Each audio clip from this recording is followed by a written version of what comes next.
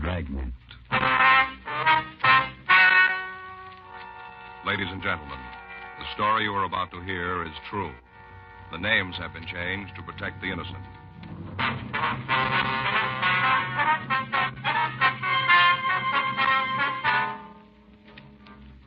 You're a detective sergeant. You're assigned the homicide detail. You've just completed an investigation on an East Los Angeles murder case. You get a hotshot call. A shooting in a liquor store on Pico Boulevard. Your job? Check it out.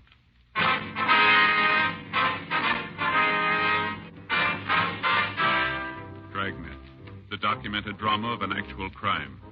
For the next 30 minutes, in cooperation with the Los Angeles Police Department, you will travel step by step on the side of the law through an actual case transcribed from official police files. From beginning to end, from crime to punishment, Dragnet is the story of your police force in action.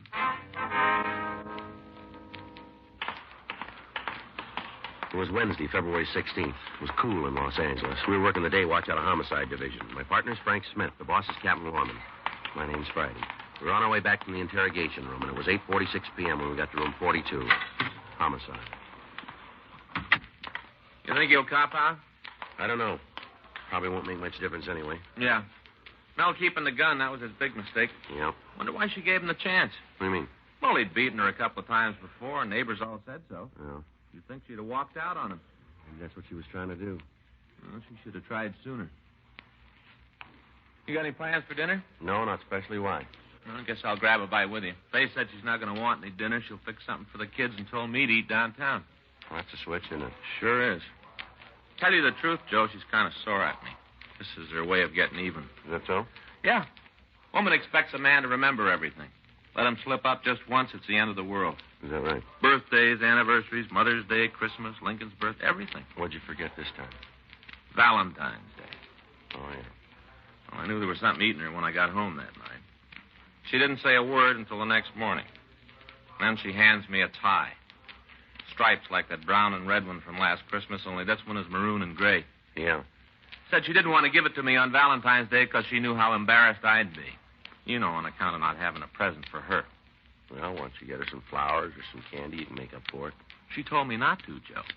Said she didn't want anything unless I thought of it myself and on the right day. See, you don't understand women, Joe. You can't make up for a mistake. They won't let you. Hot shot, I got it. For us? Liquor store out in Pico. Yeah? Dead body.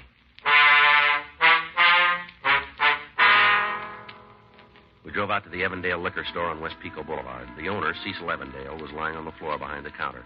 He'd been shot to the chest, and he was already dead when the body was discovered.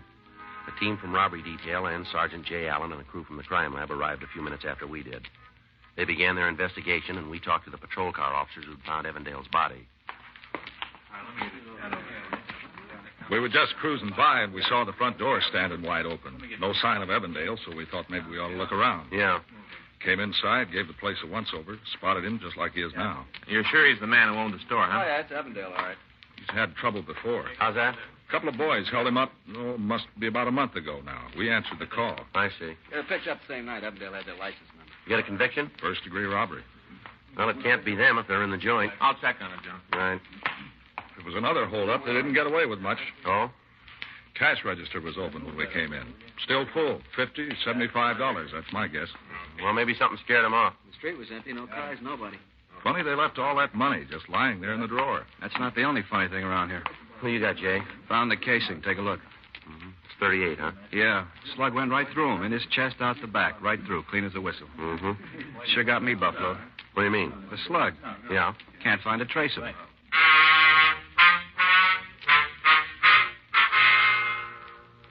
Frank came back from the telephone with the information that the two men who had previously robbed the Evandale liquor store were now serving their sentences in San Quentin. While Sergeant J. Allen and the crew from the crime lab continued to search for the missing slug and any other physical evidence, we canvassed the area for somebody who might have heard the shooting. 9:53 p.m. We found a drugstore in the next block that was still open for business. Fountain's closed. That's what you're after. No, sir, we'd like to talk to you for a minute. Talk? What about? We're police officers. It's Frank Smith. My name's Friday. Police, huh? That's right. Thought I heard sirens a while back. What's been going on around here? Well, there was some trouble at the liquor store down the street. Cease Evandale's place? Yeah. You shouldn't have let it happen. Beg your pardon? You're police officers, ain't you? Yes, sir, we are. He was robbed just a few weeks ago. You should have figured somebody would try it again. You should have been watching him, making sure he was all right. Well, it's a pretty big town, sir. There's a lot to watch. Too big, if you ask me. Why don't they go home? What's that? All them folks who keep moving to L.A. 25 years ago, I come here. Things were a lot different then. Man could drive down the streets, find a place to park his car. There was room to move around in. Elbow room. Mm-hmm. More people coming all the time. Getting so crowded a man can't breathe. Yes, sir. You see anybody who might have done the shooting? Tonight, you mean? Yes, sir. Anybody suspicious? Nobody suspicious come in here. Not since I got back from supper, leastways. When was that? 7:30. Right around in there. Uh-huh. Don't think I've had more than a half a dozen customers since supper time. Miss Jacobs, her youngsters got the croup, sold her some cough syrup. Ought to relieve it some. Then there was a couple of boys. Bought Cokes, read the magazine. Well, how old were they? 10, 12, just shavers. Uh-huh. Fella come in for a carton of cigarettes. Don't know his name, but he lives around here somewheres. Been in a half dozen times before. Don't recall anybody else. Well, how about out on the street? Hmm? Did anybody walk by or hang around who doesn't belong in the neighborhood? How the heck would I know? You can't even see the street from in here when it gets dark. Yes, sir. Black as pitch out there. Been after 'em for the last 5 years to put up a street lamp. Been begging 'em. What do? Just raise my taxes and spend the money on freeways and gadgets so's more strangers will come flooding in on us. Whole darn shooting could have took place right there on my sidewalk. I wouldn't have been able to see it. Yes, sir. Well, thanks anyway. I say, wait a minute. Come to think of it, I did spot a couple of fellas. Acted kind of funny, too, like they didn't want me to see 'em. You know what I mean? I think so. It was then when I was walking home to supper. No, it was when I was on my way back. That'd be about 7:30? Give or take a couple of minutes. Well, they were just standing there in the doorway, kind of. Turned their backs toward me as I walked past them. Could you describe them for us? I said they turned their backs. Yes, sir. Not that it made no never mind. It's so darn dark out there, I couldn't describe them if they'd been coming at me head on. Uh-huh. You got any idea how tall they were? Medium height, I guess. How were they dressed? Didn't notice, except for one of them. Yes, sir. Jacket he was wearing. Notice that. Remember thinking it was so loud you could see it in the dark. Kind of plaid. You know big crisscrosses? Mm-hmm. What color was it? Must have been light. Some kind of light color. Tan, maybe with green in it. Not sure. Now, is there anything else you can tell us about these two men? I think I've done pretty good to give you that much. Yes, sir, you have. Thank you. I'm not saying they had anything to do with shooting Cease Evansdale. You understand? Yeah, we understand. It's up to you to find out who did it and bring them to justice. Yes, sir. Don't know what's getting into this town. Man ain't safe in his own store. More crime all the time. More criminals. Wasn't like this 25 years ago. Maybe not. Why should there be more now? Well, you gave us the reason. Hmm? More people.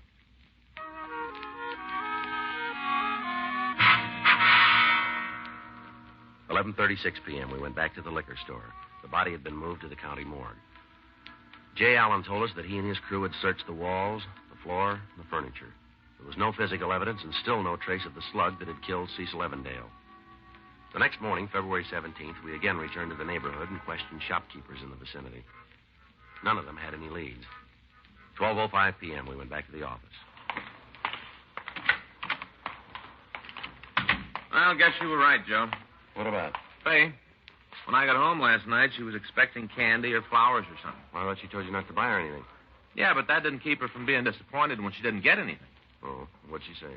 She didn't say. She just looked. I got it. Homicide Friday. Yes, that's right. No, we're on that. When? I see. Might tie in, yeah. Give me the address. Okay, right. Thank you. Office just got a report from a clinic out on Wilshire. A man came in to see him this morning. Yeah? Had a .38 slug in his chest.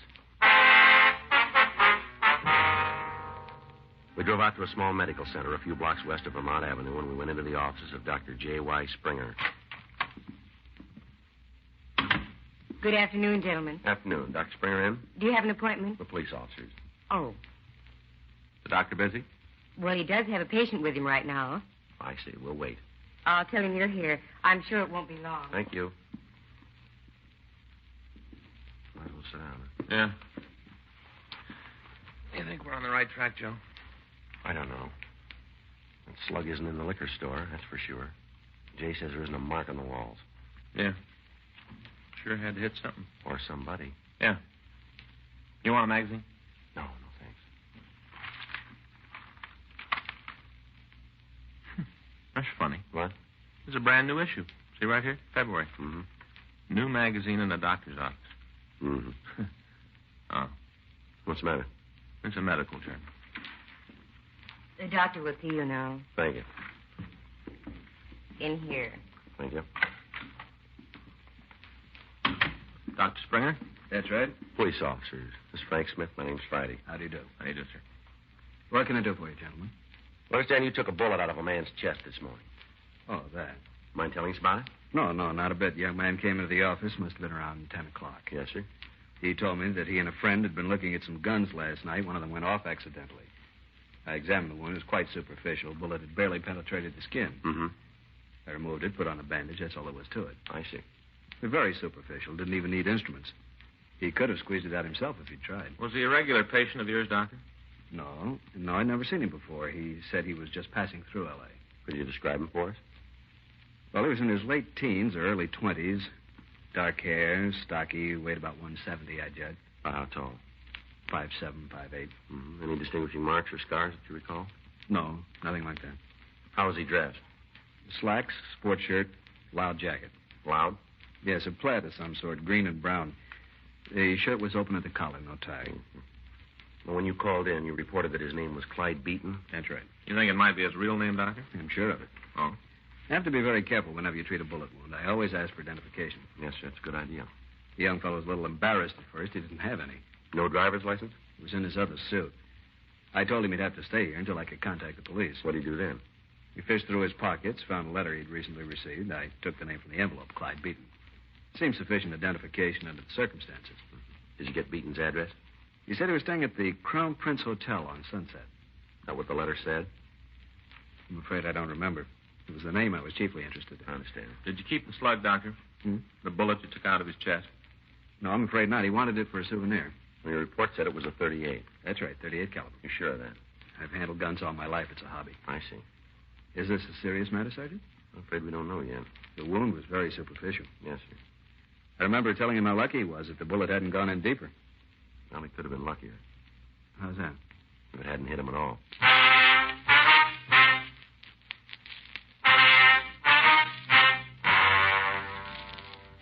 We drove over to the Crown Prince Hotel. They told us that no one by the name of Clyde Beaton had been registered during the past month. They also told us that they had no guests who answered the suspect's description. We checked the name through R&I. They had nothing on them. We also checked the telephone books, city directories. We came up with 2 Clyde Beatons. The first one was an elderly man who lived on Highland Avenue. We interviewed him and learned that he suffered from arthritis and had been bedridden for the past 2 years. He had no living relatives except for a daughter who kept house for him. The second Clyde Beaton lived on Washington Boulevard. We drove out to the address. It was a 2-story brick and stucco apartment house.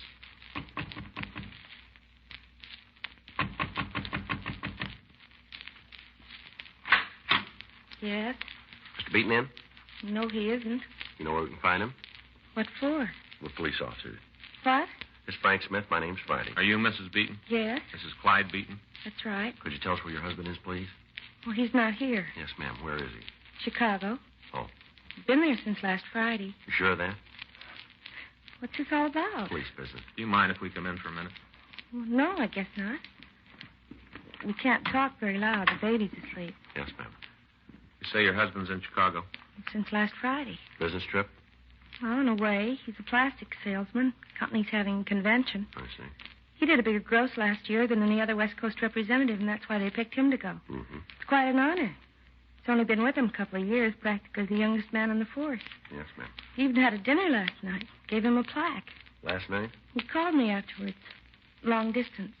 From Chicago. Don't you believe me? Yes, ma'am. Does your husband have a gun, Miss Beaton? What? A pistol or a revolver? Well, Well, does he, Miss Beaton?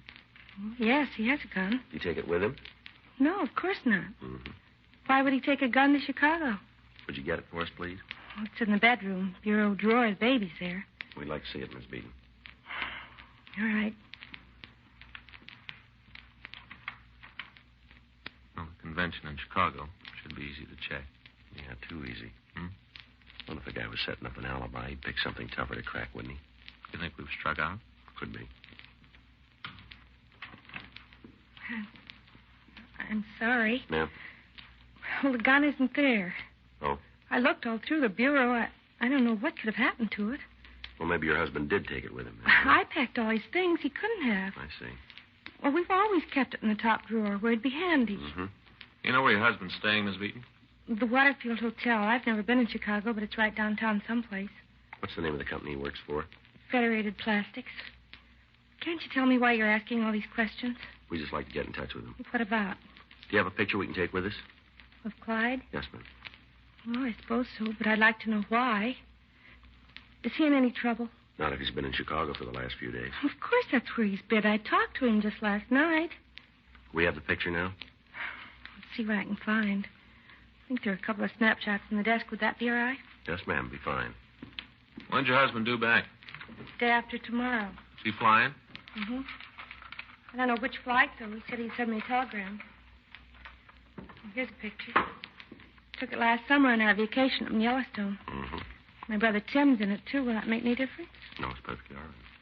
That's Clyde, sitting on the rock. Mm-hmm. The one in the plaid coat.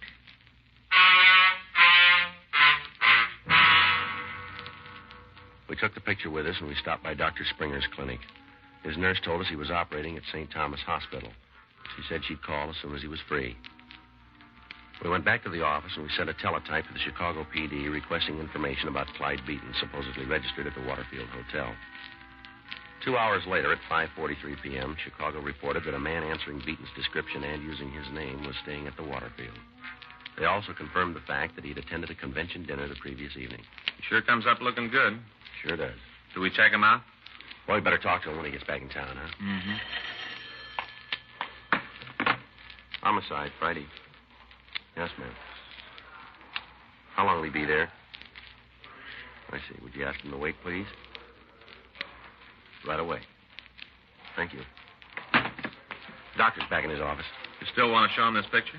So far, it looks like we're 100% wrong. Yeah. Can't get any worse. We drove out to Dr. Springer's office, and we showed him the snapshot of Clyde Beaton. Mm-hmm. That's him. You sure, Doctor? No doubt about it. That's a young man I treated this morning. His wife says he's in Chicago. Oh, that's ridiculous. Absolutely ridiculous. He does fit your description. Even the coat. Coat? Well, yes, sir. Isn't that the one you told us he was wearing? See there? The plaid? But he isn't wearing... Oh, I see what you mean. What? The other chap in the picture. Yes, I believe that is the same coat. Wait, I don't follow you, Doctor. This is the young man who had the bullet in his chest, the one standing up wearing the leather jacket. Mm-hmm. But when he came to see me this morning, Yes, sir. he had on this other man's coat.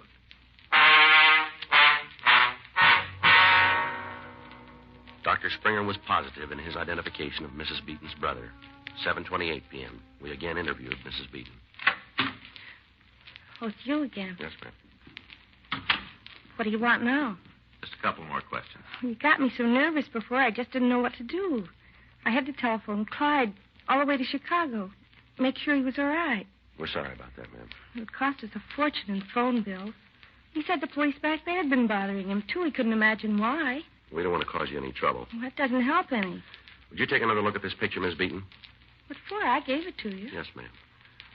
You said that the other man was your brother. Is that right? What about him? What's his name, please? Tim. His last name? Larkin. Tim Larkin. Well, now, does the coat that your husband's wearing in the picture belong to him or to your brother? It's Clyde's coat, of course. He's wearing it. Is it in the house now? No, I don't know where it is. Cleaner's, I guess. Wasn't here when I packed Clyde's bag last week. Your brother live in L.A.? Yes. Where about? Well, he lived with us until a few weeks ago, and then he and a friend of his took an apartment over on Bellwood Avenue, You know the number? 261 West. What's his friend's name? Oh, it's Bill Dressingham. Went to college together. Mm-hmm. That's why Tim came to California to go to school. Our folks live back in South Dakota. I see. He did all right the first couple of years, but something happened last semester. He just sort of lost interest and quit school, both him and Bill. Got jobs and rented this apartment. I guess they're making good money. It's a very nice place. Yeah. It isn't Tim, is it? Yeah. Well, the reason you've been coming back and forth here all day. We don't know yet. Well, if anything's happened, it'll be my fault. I'm supposed to be responsible for Tim while he's in California, but the folks don't know he isn't going to school anymore. They think he's still living with us. Mm-hmm. He's the baby of the family. He just turned 21. Thought I'd wait until Mom and Dad realized he's a grown man. Then I'd tell him he's on his own. But I'd wait till then. Maybe you waited too long.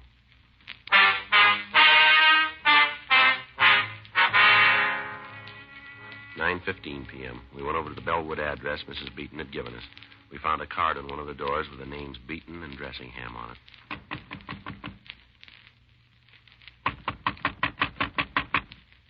Yeah, who is it? Open up. Why the big McGill up? All right, get your hands against the wall. Huh? Police officers, move. Turn around. You okay? Come on, son. All right, he's not heavy, Joe. All right, what's your name?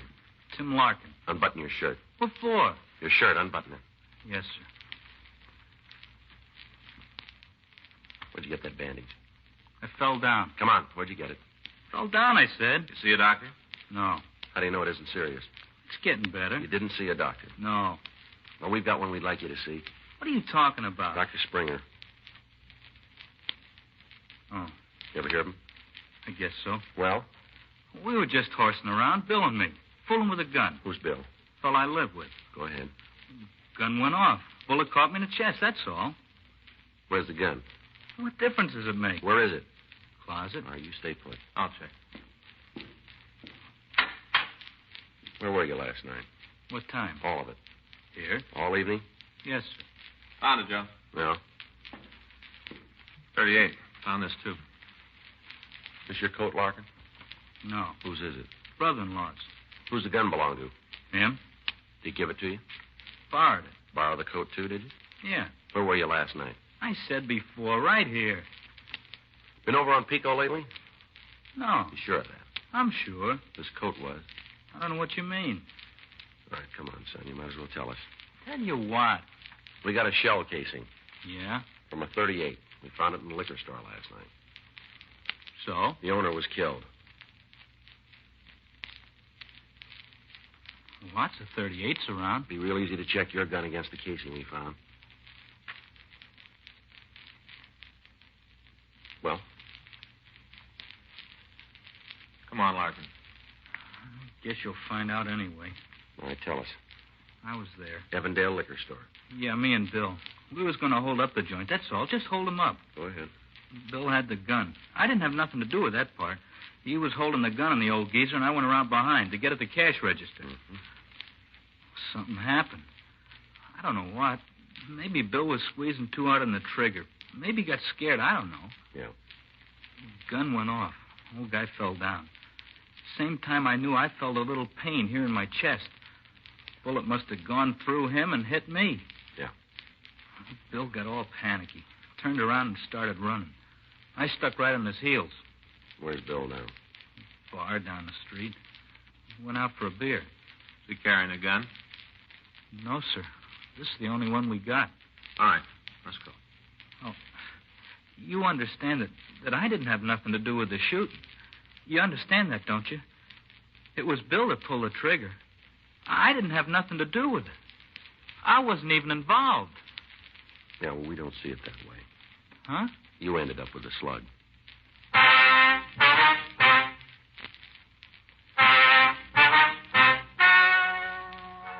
The story you have just heard is true. The names were changed to protect the innocent. On June 14th, trial was held in Department 93, Superior Court of the State of California, in and for the County of Los Angeles.